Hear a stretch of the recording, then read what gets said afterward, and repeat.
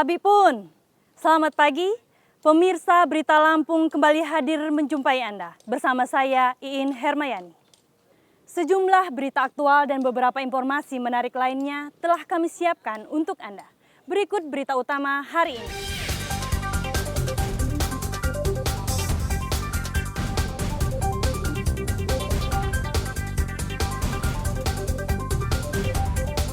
Lagi seorang petani kopi tewas diterkam harimau.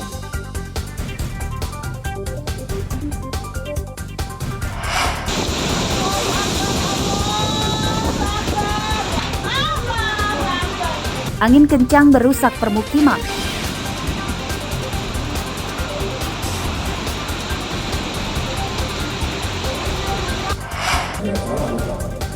Gubernur Lampung marah akibat beras langka. Padi dikirim ke Pulau Jawa, baru provinsi lain. Menurut saya logis.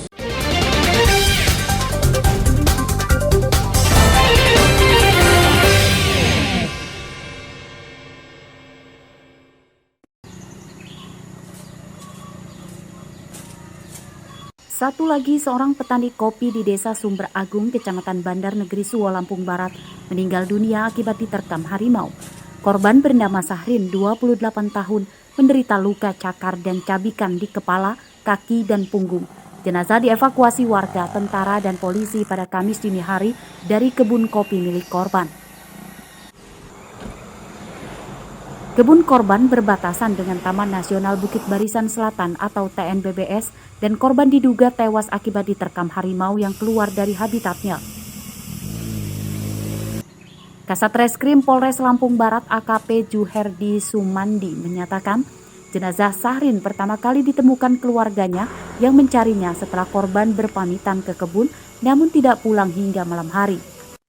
Menurut polisi, kuat dugaan harimau yang menerkam Sahrin adalah hewan yang sama dengan yang menerkam Gunarso pada 2 pekan lalu.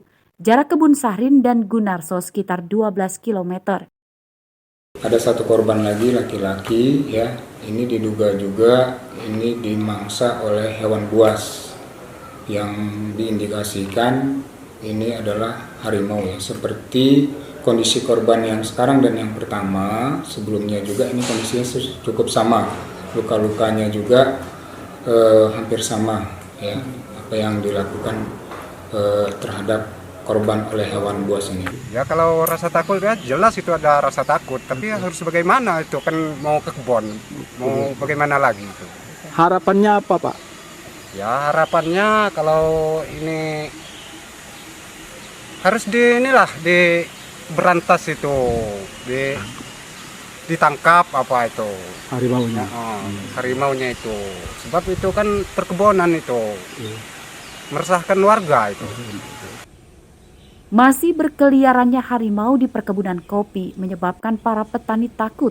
Petugas TNBBS, Polhut, BKSDA, dan instansi terkait diharap bisa segera menangkap harimau yang sudah 2 kali menerkam petani kopi tersebut.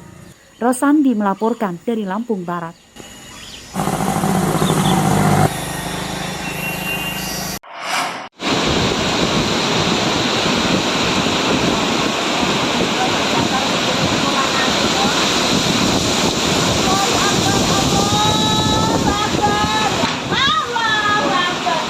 Fenomena angin kencang yang menumbangkan beberapa pohon di Desa Agung Jaya, Kecamatan Banjarmargo, Tulang Bawang pada Rabu sore terekam kamera ponsel warga.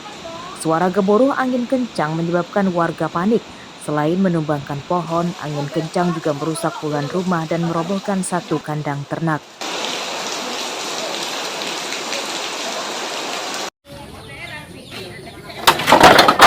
Pada Kamis siang, rumah yang rusak belum seluruhnya diperbaiki. Warga bergotong royong menyingkirkan puing atap yang jatuh ke tanah. Anginnya bubus kayak pesawat itulah di atas itu. Itu baru sama hujan, Bu, ya? Apa kayak angin? Hujannya belum seberapa deras. Barusan pokoknya mendung langsung gerimis. Belum lama lah hujannya. Campur angin itu. Berapa lama prosesnya, Bu? Ya kurang tahu, kita aja udah gemeter campur dedek. Posisi sampai lagi di mana tuh, Bu? Ya posisiku di kamar, kan denger angin di atas itu, genteng itu kayak pesawat. Ya suaranya kayak gitulah. Untuk kejadiannya kira-kira perkiraan sekitar jam 1:30 itu hujan, awalnya hujan terus berbarengan dengan angin. Untuk korban di RK2 RT 3 untuk saat ini yang terdeteksi 4 rumah. Jadi rumah Bapak Yato, rumah Bapak Sodikin, rumah Bapak Wahyudi dengan rumah Ibu Kasmira. Petugas BPBD yang tiba ke lokasi mencatat terdapat 25 rumah yang rusak yang terdiri dari 15 rumah rusak berat dan 10 rumah rusak ringan. Kerusakan rumah seluruhnya terjadi pada bagian atap. Rumah-rumah pada hancur. Baru 25 rumah. Ya, yang sudah terdata gitu. Untuk kondisinya, Pak?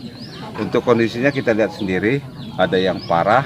Ini atapnya udah hancur. Dan kita berusaha untuk segera mungkin bagaimana mereka bisa mengusir atau kita bantu terpal untuk mereka tidur lah. Sebagian warga yang rumahnya rusak mengungsi. Petugas BPBD memberi santunan plastik terpal supaya bisa dipakai untuk atap sementara sebelum rumah warga diperbaiki. Mustaqim melaporkan dari Tulang Bawang.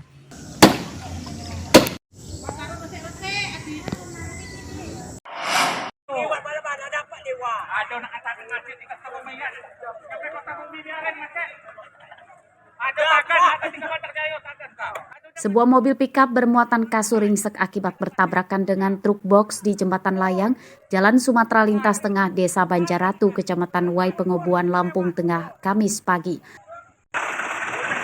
Sopir pickup terjepit di kursi kemudi dan ia bisa keluar setelah dibantu warga dengan cara merenggangkan kabin mobil yang ditarik tambang.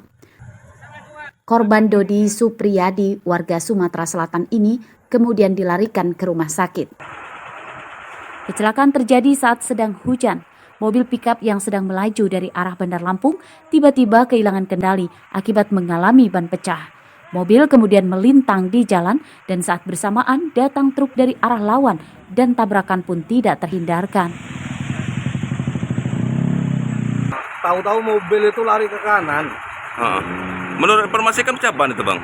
Ya kalau dia nggak pecah ban ngantuk kemungkinan. Soalnya habis kejadian itu mesin mobil itu masih hidup, terus bannya meledak, asapnya kemana-mana, mobil kebakaran gitu. Ya karena dia udah nabrak dia. Kecelakaan tidak merenggut korban jiwa, namun sempat menyebabkan kemacetan arus lalu lintas. Kemacetan terurai setelah kedua mobil dievakuasi dari TKP kecelakaan untuk dibawa ke kantor polisi. Ardio Haba melaporkan dari Lampung Tengah.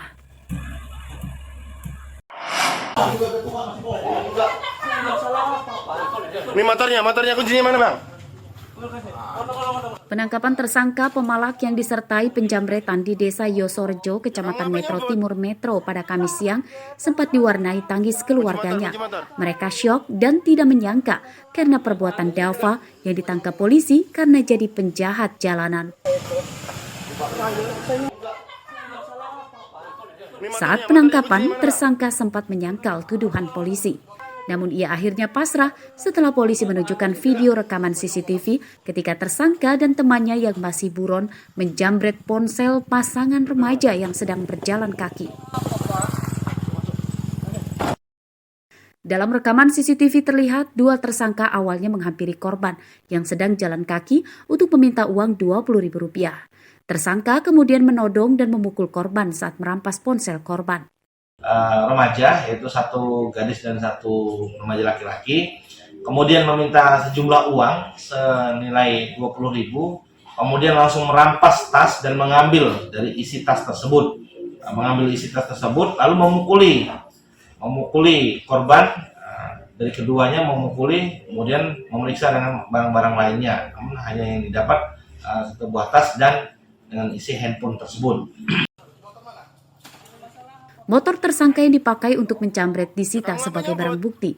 Penyidikan kasus ini masih akan dikembangkan polisi untuk memburu rekannya serta penada ponsel curian. Asep Saifullah melaporkan dari Metro. Ini masalah apa, Pak? Dari mana?